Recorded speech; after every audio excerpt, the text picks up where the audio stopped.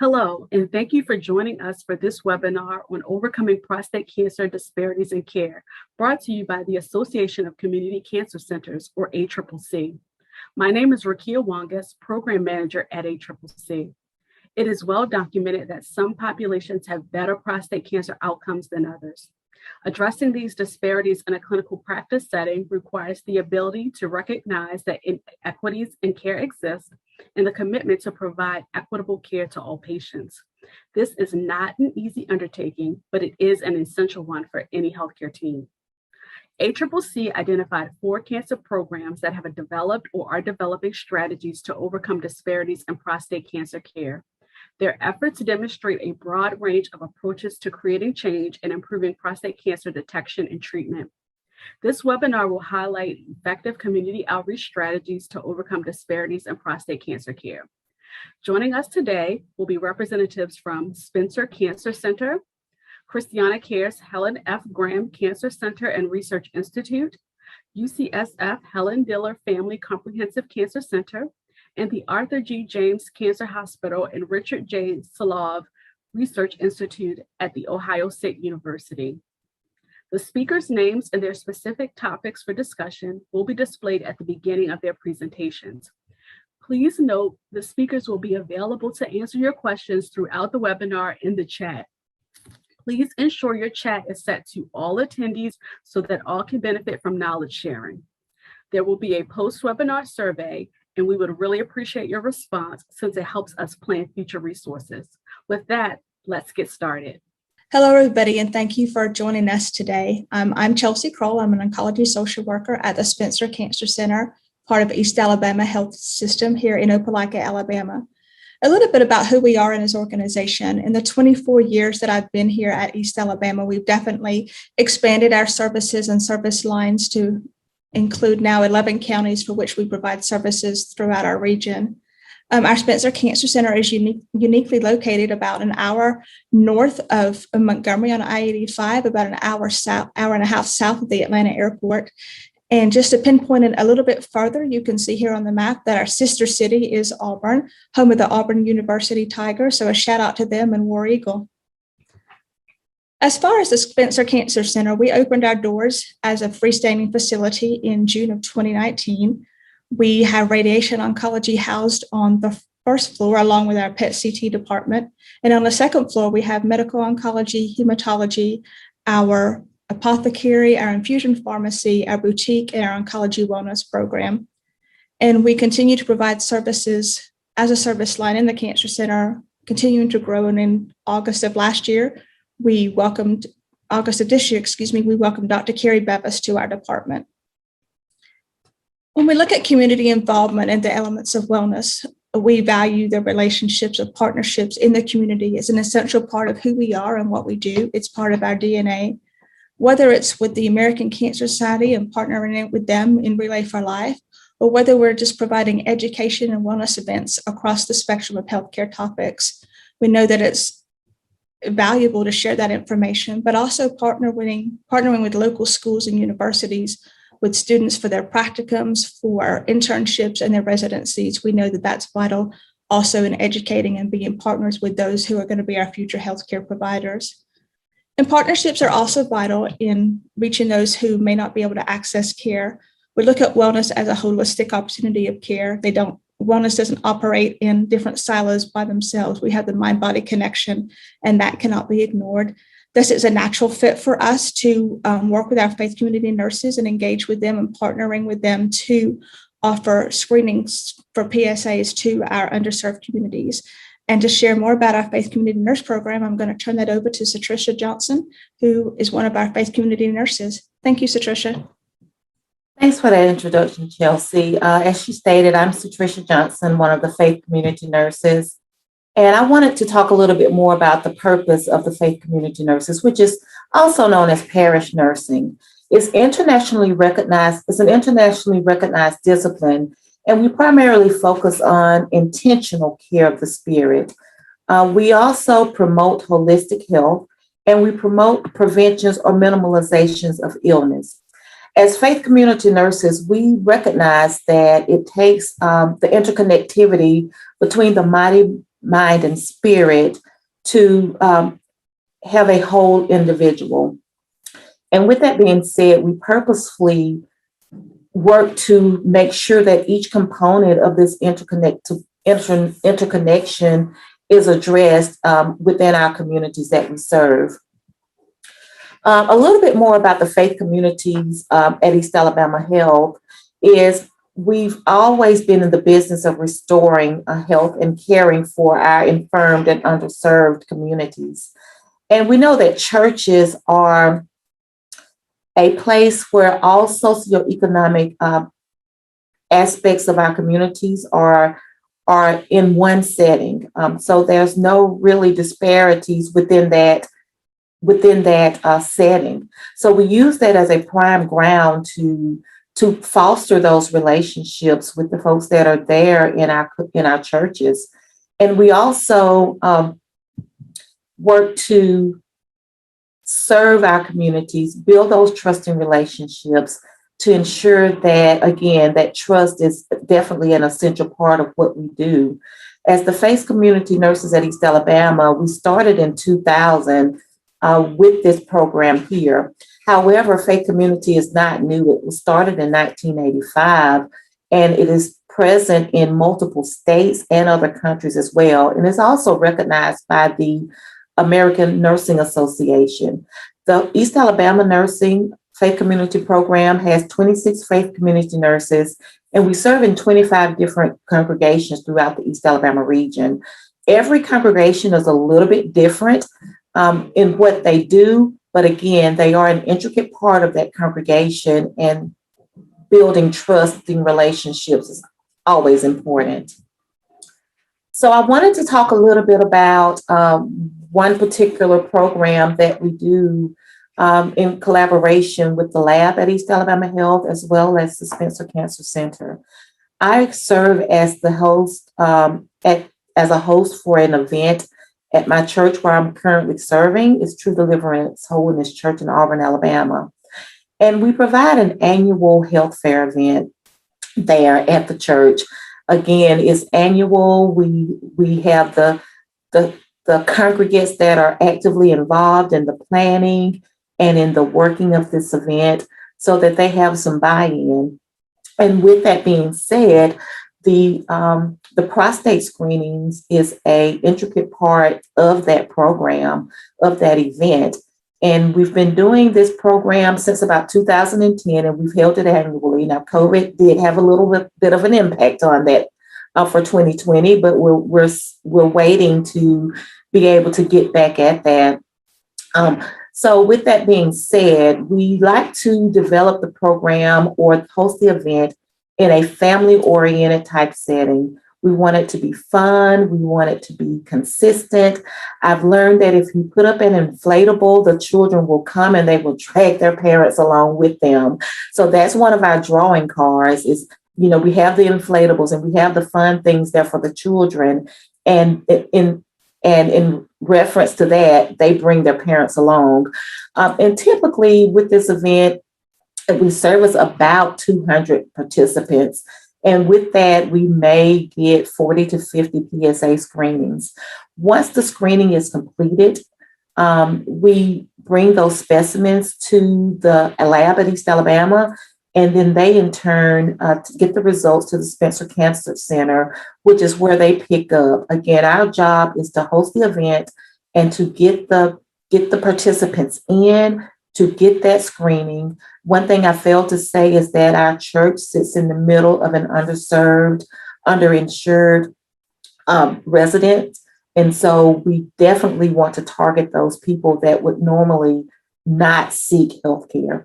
And so I'll turn it over to Chelsea, and she will continue going through the process.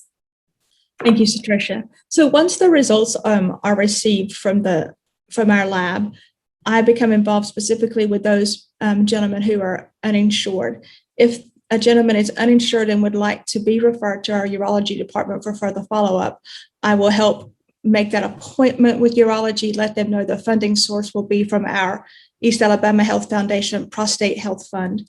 And then that will pay for the visit to the office. And then once the plan of care is established, Then if there's a further need for assistance financially, whether the patient comes to oncology or just within East Alabama Health in general, we will connect with the business office for hospital assistance application if needed, or we can connect with our medication assistance department or our financial navigator social worker to make sure that the needs are met.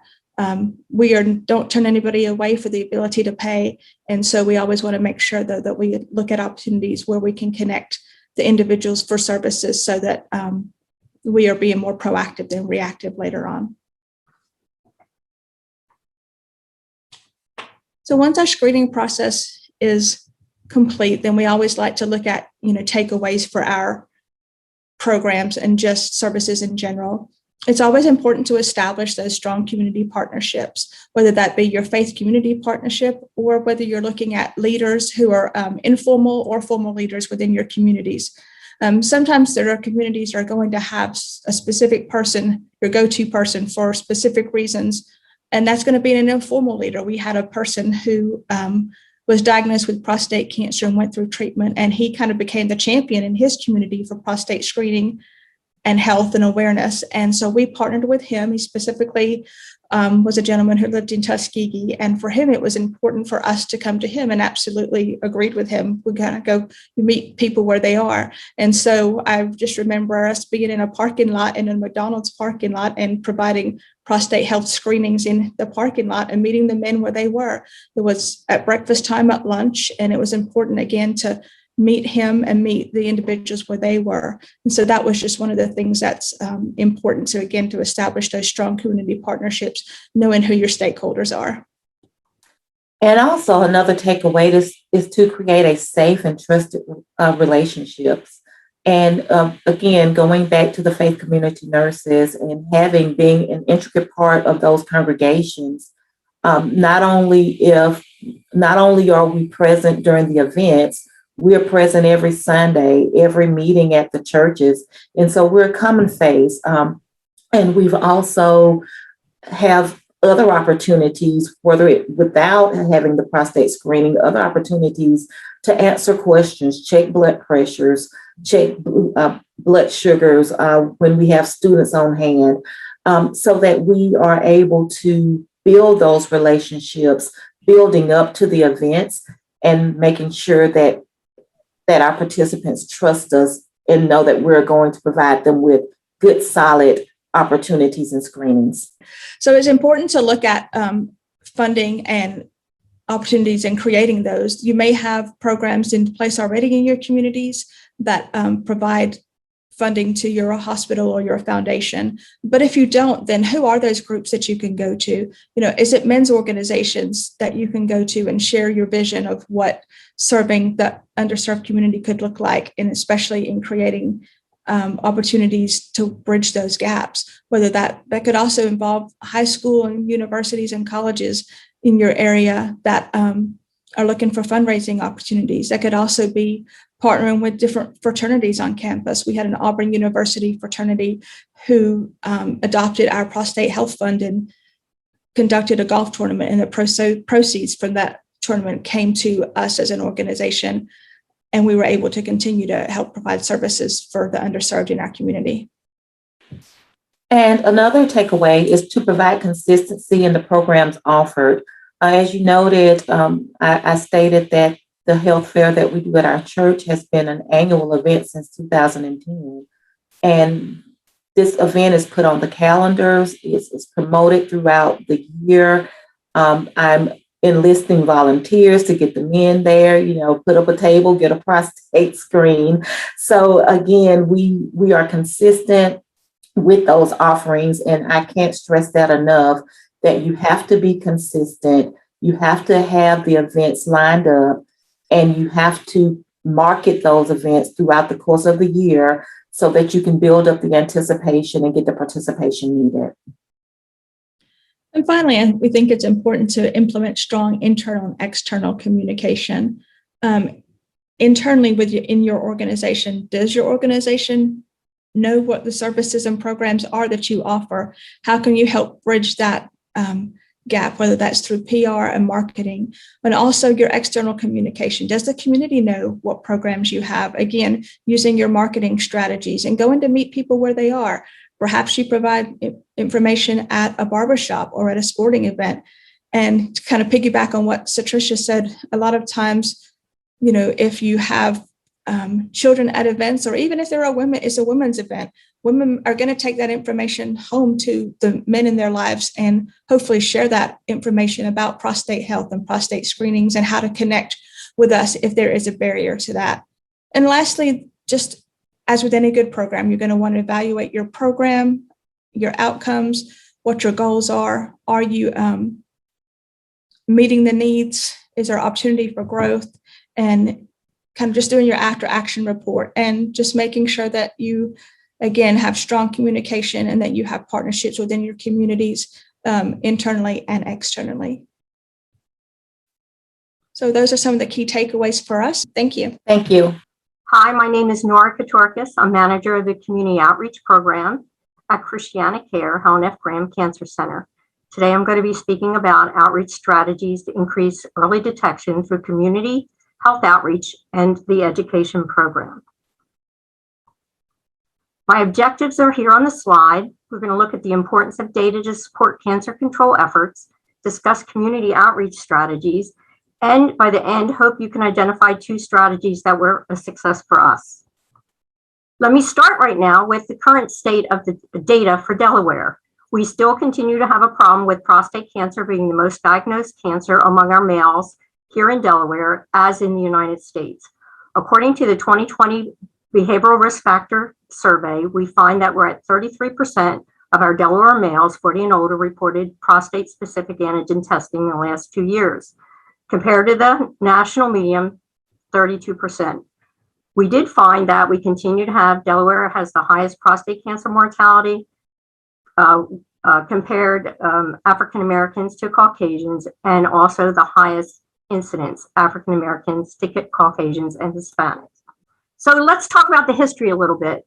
In 1996, we found that 5% of the participants in our prostate cancer screening program were African Americans. At this time, the efforts were centered around doing prostate mass screenings. And our men that are pictured in the lower right-hand corner asked, why are we here and there aren't as many African Americans, but we see a lot of Caucasians? This was the beginning of the question of how to work with the community to make a difference and solve the problem about prostate cancer. So here are the strategies that we're going to talk about today. There are 6 of them: engaging the community around data, creating community partners, creating culturally appropriate tailored messaging, gaining support, using dual messages, and utilizing trusted messengers. So I mentioned the Warriors Against Prostate Cancer, and this was our first initiative out of the outreach team years ago. They were representatives of the community. Some were survivors. One was an American Cancer Society volunteer who was a survivor, and another Caucasian gentleman was a survivor. We brought them all together and with scheduled meetings and a focus on group education using our health professionals, we were able to get them tuned up and trained to go out in the community. We developed educational materials that they used so that they would know what the messaging was as they went out to talk one-on-one to other men. We recognized them as Christiana Care approved volunteers because it was important to elevate the importance of their work in the community. As an aside, they also were connected to the clinical trials program and were approached by our research team to look at the SELECT trial at that time, which was important, and they were looking at recruiting men for that trial. So with their elevated, trusted work in the community, we move into the next strategy, create community partners. We couldn't do this alone without engaging some of our partners in the community. And it was around the prostate screening that we could do at special events. Now, in May of 2012, the United States Preventative Task Force took that kind of opportunity away and suggested we not do the mass screenings. This group was very disappointed, but we continued to discuss messaging that they could do. One of the other places we created a partnership was at a barbershop. One of the warriors was a barbershop, a barber, and he could give his messaging one-on-one to men there. Also, our community partners involved state level, American Cancer Society, and especially an American Cancer Society initiative that was around men's health. Fraternities were also engaged. So community partners are key to moving initiatives forward. Creating culturally appropriate messages was also important. We did this in a couple ways. The Warriors did look at different brochures that we came up with. They also participated in focus groups. Due to their trusted nature that they created in our state, they were asked to help develop ads for prostate. This is important because it reaches out into the community. The one thing that I learned from them is that photos were very important and that we needed to have them represent the community, look like me was what they said all the time, and actually concepts that they could relate to. This is an example of one of the second generations of the brochure. These are our warriors on pictured on the right-hand side. The right lower is in the middle is one of the barbers.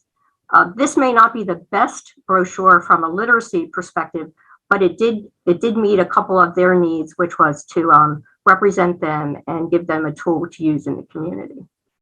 This is the first generation of the flyer that we used, and the information on the left is important because they developed it.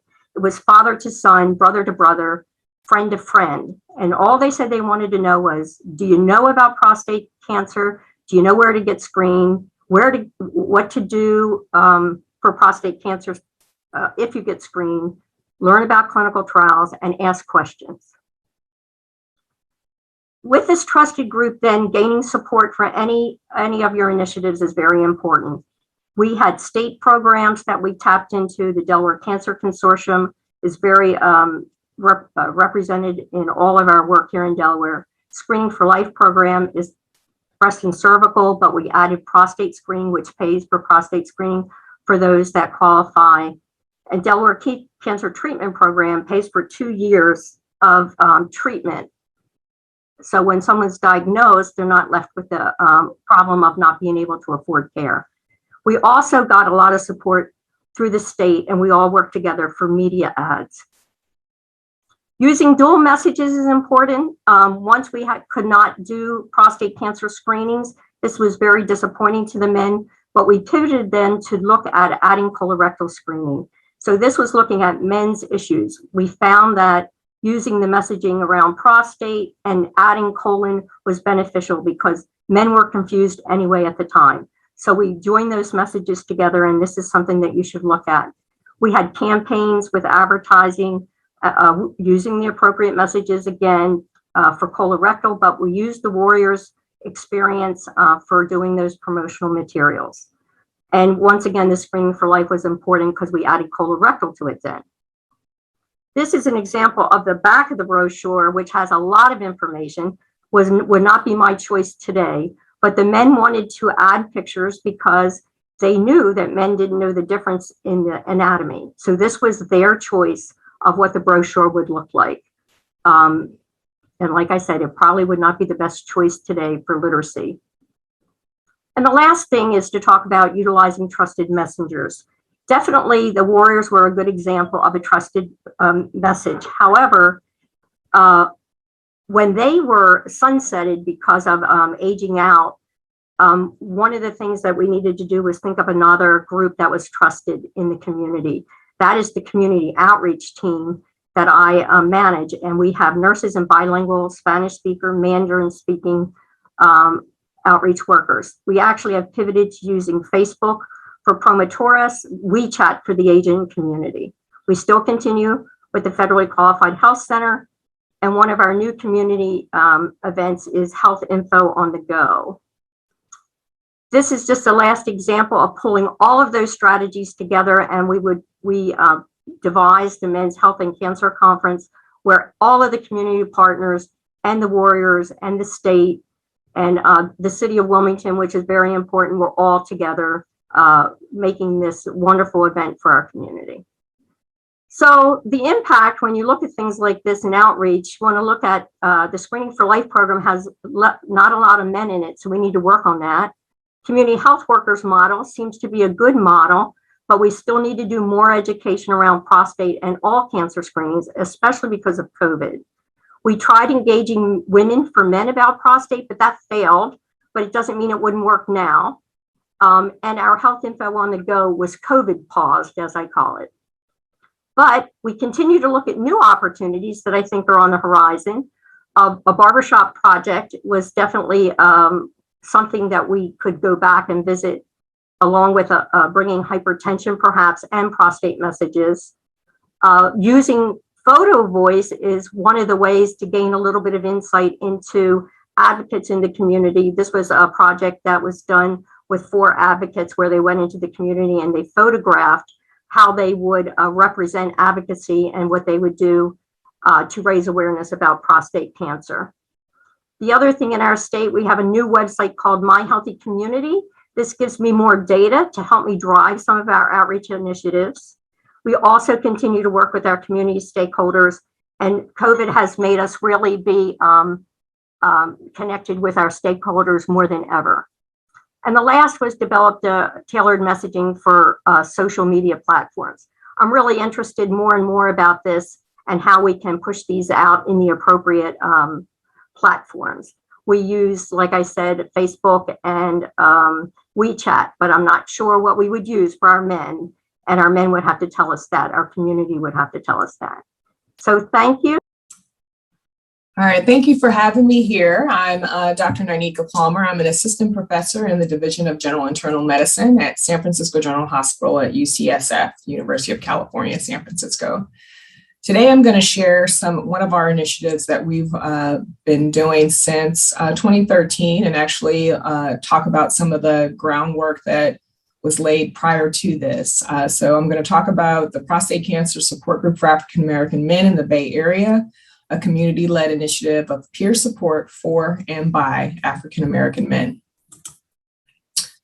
I'd like to share some background in general about support groups. We know that they're very important vehicles for coping with emotional and physical impact of cancer. However, historically, a few men participate in support groups, particularly around cancer. And I want to also express the importance of how it's important to have a support group to be culturally responsive, to actually align with the community's values and perspectives, their beliefs and preferences.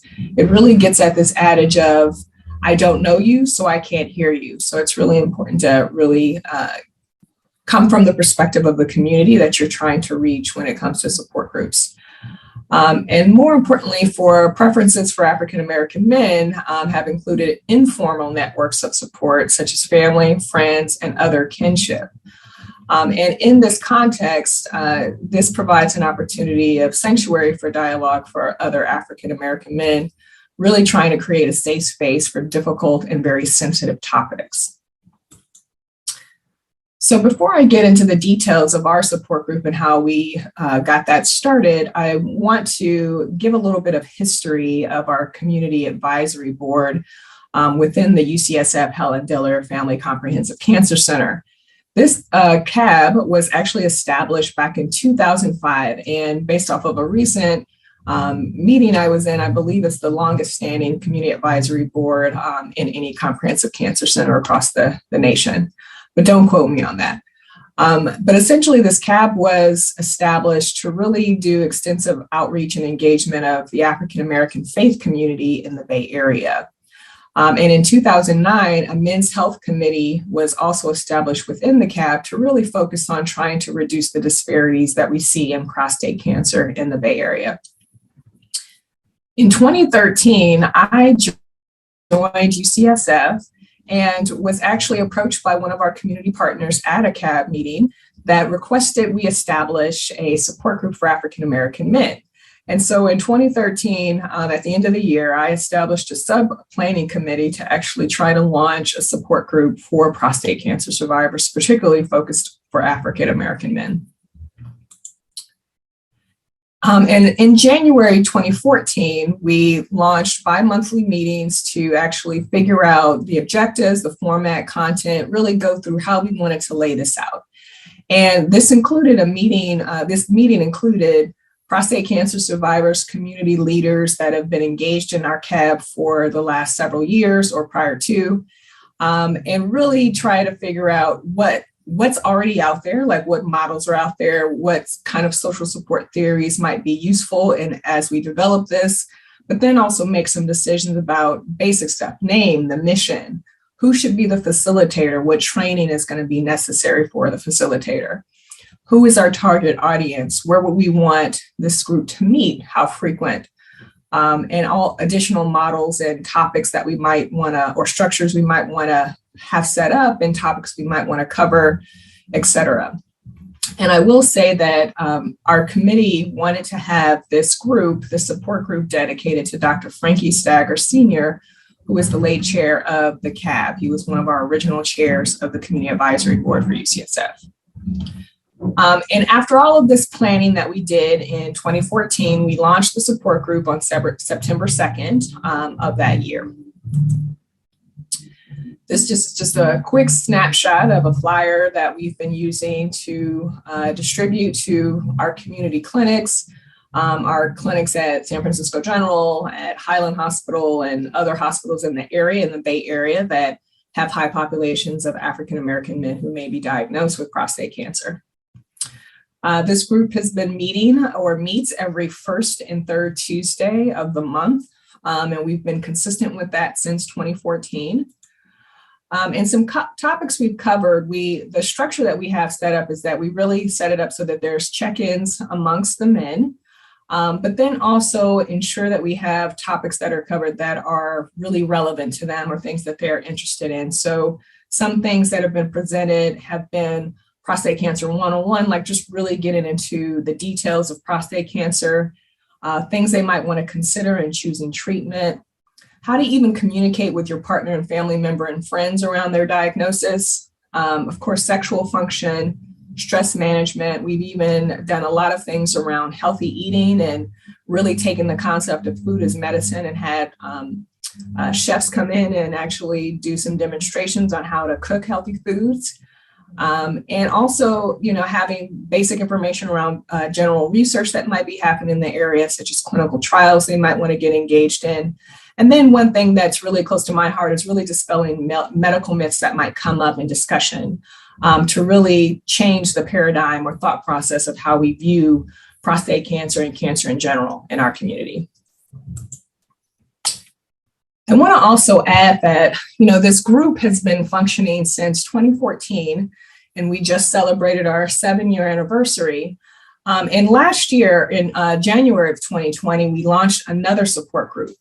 And this came out of our efforts with the San Francisco Cancer Initiative, specifically focused on the Prostate Cancer Task Force, in which we're really trying to take a collective and impact approach to address disparities in prostate cancer. And I just want to quickly cover the fact that there's a couple different ways that we've been approaching this. One is through community partnerships, in which we established a prostate cancer action network. Our community members actually named themselves that. In which we try to lead various community educational opportunities and services. And this group coined themselves the Wellness Warriors, those who went through training to actually do this type of community education. We're also trying to meet the community where they are and do community screenings and really get into the community to bring men and engage men into our medical system so that we can have an impact on prostate cancer around early detection, because we know that's the best way to go. The other piece is really going a little bit deeper into offering navigation from the time of screening all the way through the process to really engage men who may have an abnormal PSA test, and also might end up getting diagnosed with prostate cancer, to ensure all men are getting the most appropriate care for their diagnosis and aren't falling through any cracks in our healthcare system. And of course, this includes bringing these men into the support group that we established in January 2020. And I'll just say that since COVID, we merged the two groups. The original group we started in 2014 was actually meeting in Oakland, California at one of our community centers. And during COVID, we decided to merge the groups because we moved everything to Zoom. The final thing I'll share about the SFCAN Prostate Cancer Task Force is our healthcare partners, really trying to make a greater impact, not just in one healthcare system, but really collaborate across healthcare systems to try to make change to ensure that we all are on the same page about doing smarter screening and smarter treatment to have an impact on prostate cancer disparities. So I just shared some of the current status of our support group that we have been meeting via Zoom. Our average attendance is about 16 men per meeting, and we meet from 6:30 to 9:30. I'm sorry, 6:30 to 8:30 every first and third Tuesday. And you can see that the range of attendance has varied from as little as 10 men to as many as 22 within the last year. And currently we have over 100 men who are on our roster. So that means men who have at least come through our sessions once, who we continue to follow up with and engage around this and hope that they continue to participate in our support group. I will say that our next steps in making progress within this initiative and others that are related is to conduct a program evaluation to really illustrate the fact that, African-American men will participate in support groups if you build it the right way, if you build it the way that they want it, if they're engaged in this process. There's also been discussion about having more advocacy training amongst this group because they're kind of doing this peer-to-peer support anyway and networking within the community, and having some more guided training is a request that's been made. And we've also noticed that some of our men who attended the support group have become research advisors, like engaging in some of the research that I do and colleagues that I have at my institution who want to make sure that they're at the table when these discussions are happening about research activities. And then finally, being advisors to a peer navigation program that I've been developing along my research track that's going to be moving forward within the next year. I'll stop there and just say thank you for your time, and I welcome any questions, comments, or follow-up. All right, hi. Yeah, thanks for inviting me to speak on this. My name is Sean Dason, and I'm a uro-oncologist at the James Cancer Center in Columbus, Ohio. And I'm going to tell you a bit about our efforts to improve basically access in men in the Medicaid population in our community. So just to start with, it's obvious that prostate cancer is a very important cancer in the male population. It's the second most common cause of cancer death, and therein lies its importance in our society. Medicaid and prostate cancer have kind of a very complex relationship. Certainly there are some risk factors for more kind of adverse prostate cancers and a higher likelihood of prostate cancer overrepresented in African-American men that may be slightly more represented in the Medicaid population. But nonetheless, if we look at some pretty good studies on this topic, we do know that men with Medicaid independently are more likely to present with metastatic disease and definitely more likely as a result to die from prostate cancer. And we know, though, that if we screen with PSA for prostate cancer, this is going to reduce prostate cancer mortality. And we know that treatment of localized disease is also known to reduce prostate cancer mortality. And when we look at the Medicaid population, we can kind of see that it's likely reduced screening rates, access to diagnostic evaluations, and certainly a lower likelihood of receiving definitive treatment that are going to really probably cause that higher rate of adverse issues seen in this population. When we look at our local community, basically, maybe similar to other states, about 1 in 4 people in Ohio are enrolled in Medicaid, and our more urban kind of county, Franklin County, which includes Columbus and is a fairly populous area here in central Ohio, about 31% of its population is enrolled in Medicaid. And when we look at that, fortunately, the state has nice statistics on this. That equates to about 50,000 men who are aged 40 or higher, and as a result, are kind of the target population for prostate cancer screening. And 41% of those are African American, which is really double the overall county rate of the African American population, which kind of fits partially with our demographic of interest, as men of African American heritage are known to be kind of a higher rate of prostate cancer and adverse prostate cancer outcomes. So our current prostate cancer assessment program is really summarized here, and I'm going to go through it and then talk to you a bit about our proposal to optimize this, and how we really hope to then leverage that optimization to improve outcomes in this population. So we begin really, prostate cancer screening takes place in primary care provider's office. Really, depends on, I suppose, their approach to it. Whether that's just something that's done, or whether there's a conversation about that, or whether perhaps it's just not approached, based on the provider's viewpoints. But really, it should start with a PSA test. That then leads to a referral to us, as a urology department for a further assessment, which then leads to, additional tests, whether that's additional PSA testing, an MRI, or a biopsy. And ultimately, that's how the diagnosis of prostate cancer is made in a reasonable proportion of these men. After the diagnosis is made, we really then look to kind of have a multidisciplinary assessment to decide on the most appropriate treatment option, whether that's surgery, radiation, or active surveillance, or medical treatment in the context of metastatic disease. And finally, we follow up these patients. Let's say they leave this kind of paradigm if they receive treatment, but a lot of patients either have, a negative biopsy or undergo active surveillance and kind of need ongoing follow-up, and so I would consider this maybe part of the same space.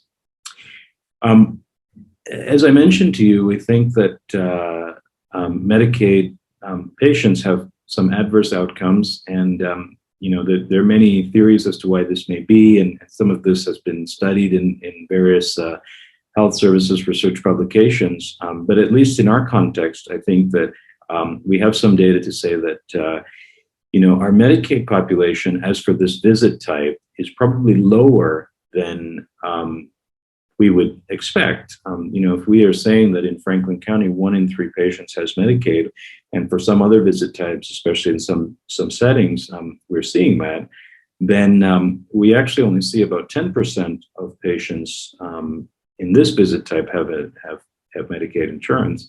And perhaps that reflects, a lower rate of screening in this population. And the exact reasons for that are something that, we have to work on to kind of try to improve that. But that definitely is something we are seeing in this population, that we probably should see many more patients with an elevated PSA with Medicaid insurance. The other thing is that, we frequently, and this is kind of fairly data-driven, we see this across pretty much all visit types, see a higher no-show and reschedule rate, oftentimes, rescheduled several times until the visit is really then kind of canceled. And so this is another kind of real challenge that we're seeing, that ultimately those maybe that are identified with an elevated PSA that could really have a clinically significant prostate cancer are not ultimately kind of seeing a provider for further assessment. And finally, befitting perhaps the higher rates of metastatic disease and death in this population, we're seeing these patients present, at a later stage with a higher PSA, maybe when the Medicaid population is coming in, than perhaps a private insurer or other government insurer like Medicare. So really, we then proposed a program where we optimize this whole process to try to improve outcomes in this population. And we have some funding from the institution to do this, really to support this important population here. So the first thing is really that we need to increase screening amongst this high-risk population. As I kind of suggested to you, this is a situation where we probably should be seeing at least a proportional representation of Medicaid patients amongst this visit type, if not maybe more, as some high-risk groups like African-American men are slightly more represented in this population. And so what we really need to do is, partner, and I'm going to talk a bit about community outreach, but partner with, the people on the ground that may be doing this screening to get more of these patients in the door. After that, really, we are finding that, there's a long wait time, especially with some of the challenges with the no-show rates and the reschedule rates, from an initial referral, say, until an ultimate assessment. And so really what we then, I think, can target is, well, let's, achievable, hopefully with the more limited population that we see in this group, at least for the time being, let's target this high-risk group for, say, an initial assessment within 14 days. And perhaps before, the pandemic, this was something not as frequently, I suppose, employed as part of our practice, but really we kind of understand the role of this now. This particular issue really lends itself to a televisit-based initial kind of assessment. And we can really figure out, based on that televisit, perform a review of records and figure out maybe what the next and most appropriate steps should be. And this could really increase compliance with that initial visit because, patients could perhaps find this a bit more convenient to making it. Really it's just a telephone call at the basic, although video assessment is ideal. And that really allows us an opportunity to introduce the scope of this problem, to explain the concern for prostate cancer, and then coordinate investigations and kind of understand maybe barriers that may exist in pursuing subsequent diagnostic testing.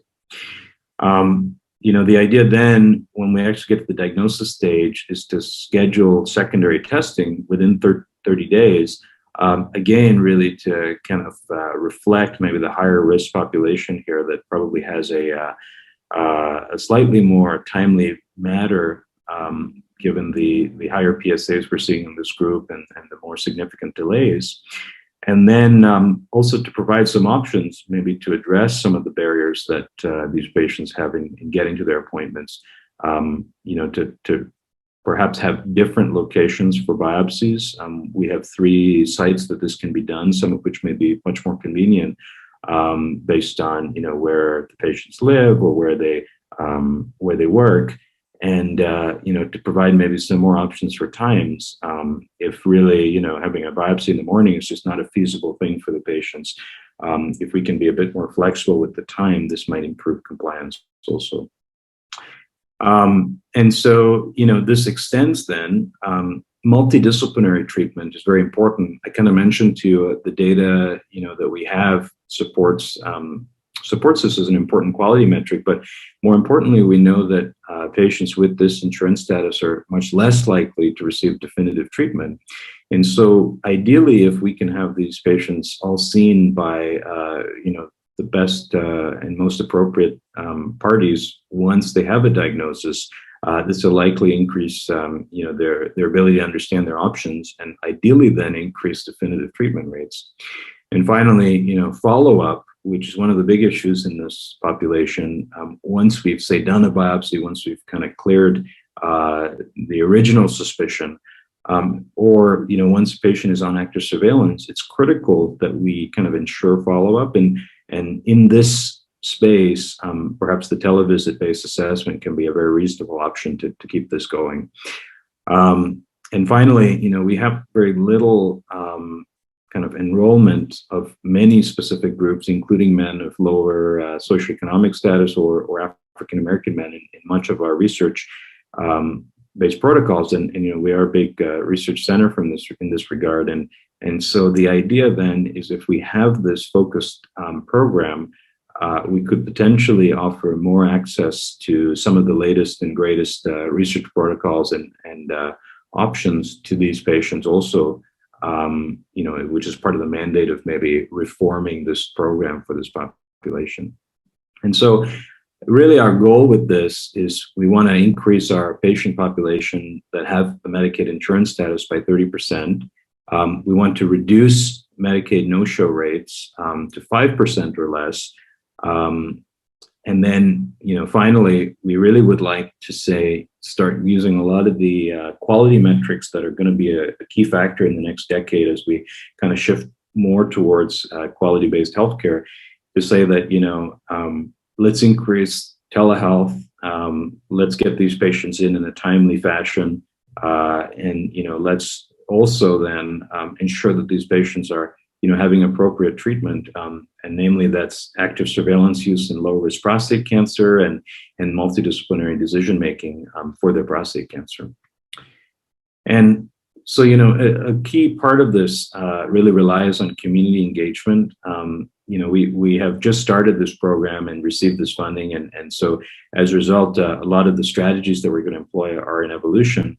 But some of the plans that, we have for this are really, firstly, focus on specific clinics, as there are specific clinics where this patient population is highly enriched. And this has been the target of, say, other efforts in this specific population.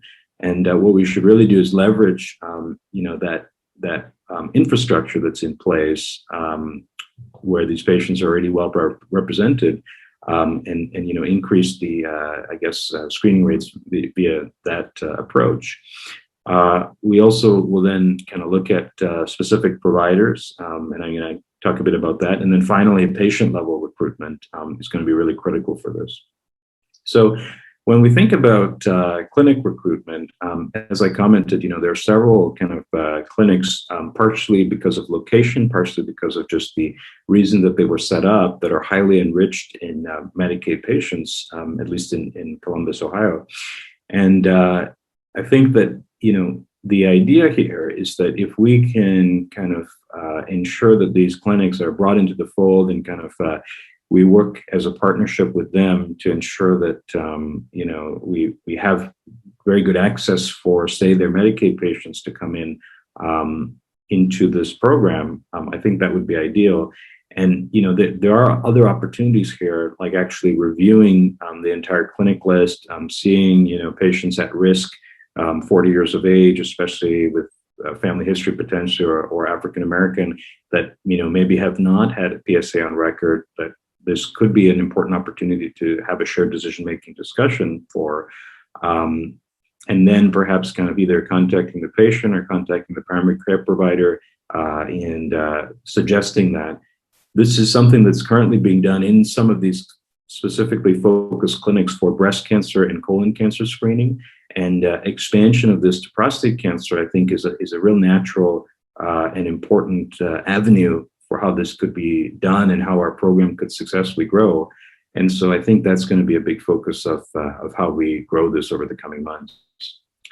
The next thing that's useful is we have a lot of really good analytics thinking about specific providers that are referring to our department. We know, who the providers are that see a lot of these Medicaid patients because, they're referring them for other reasons, erectile dysfunction or lower urinary tract symptoms or what have you.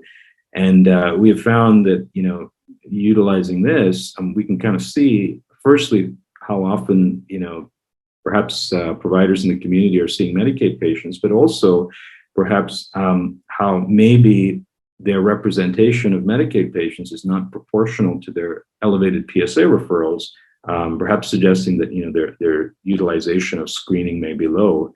Now, there are different viewpoints on screening, but definitely shared decision-making is endorsed by pretty much all major guideline bodies.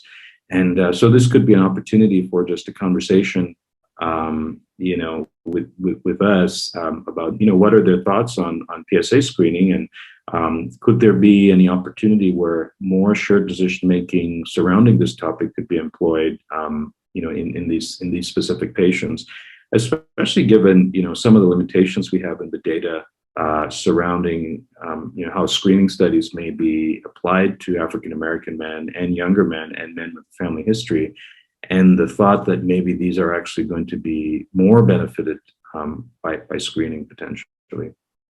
And finally, we have started some work in patient-level engagement, as kind of described by the prior speakers. There's a lot of opportunity here, a lot of community organizations, faith-based organizations, things like that, with the high proportion, maybe of representation of our population of interest. And this could be a very good opportunity for advertisement, speaking opportunities, and screening as it has to be done carefully, obviously, to be more of a shared decision-making approach as opposed to, say, opportunistically. But these could be very important opportunities. And in fact, we've been approached about this, and this is currently already taking place in the setting of many non-prostate cancer related initiatives like diabetes and other cancer screenings, et cetera. And so we could really just leverage some of this existing infrastructure to support patient level engagement, hopefully, mirroring some of the efforts of prior speakers. Thank you very much for allowing me to tell you a bit about our program. Unfortunately, we've already run out of time, so we're going to have to stop here. I would like to thank each of our speakers for sharing their practices and insights, and I'd like to thank everyone who attended. We understand your schedules are incredibly busy, so we appreciate your time. If you're interested in learning more about overcoming disparities in prostate cancer care, we encourage you to visit the ACCC website at accc-cancer.org/prostate. And if you're an ACCC member, please join your peers on the ACCC Exchange discussion group to post questions and provide insight. Your experience, resources, and questions might be just what they need. Thank you and enjoy the rest of your day.